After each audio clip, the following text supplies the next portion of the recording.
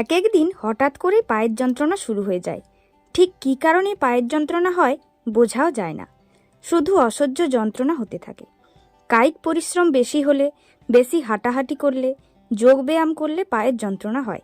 আবার আঘাত লাগলেও ব্যথা হতে থাকে পায়ের পাতায়। কেউ একটু পা টিপে দিলে মনে হয় যেন পায়ের যন্ত্রণা থেকে আরাম মিলবে, কিন্তু সে সুযোগ নেই। আর পায়ের যন্ত্রণা হলে কেউ ওষুধও খায় না। পায়ের যন্ত্রণা থেকে মুক্তি পেতে আপনি ঘরোয়া টোটকা সাহায্য নিতে পারেন। এতে নিমেষের মধ্যে পায়ের যন্ত্রণা থেকে আরাম মিলবে। চলুন তাহলে সেই টোটকা সম্বন্ধে জেনে নেওয়া যাক। পায়ের যে অংশে অসহ্য ব্যথা হচ্ছে সেখানে সরষের তেল মালিশ করতে থাকুন। সরষের তেল অল্প গরম করে মালিশ করলে বেশি ফল পাবেন। সরষের তেলের কার্যকারিতা বাড়াতে এতে অল্প হলুদ, লবঙ্গ এবং রসুন মিশিয়ে নিন। এসবে অ্যান্টি ইনফ্লেমেটরি উপাদান রয়েছে।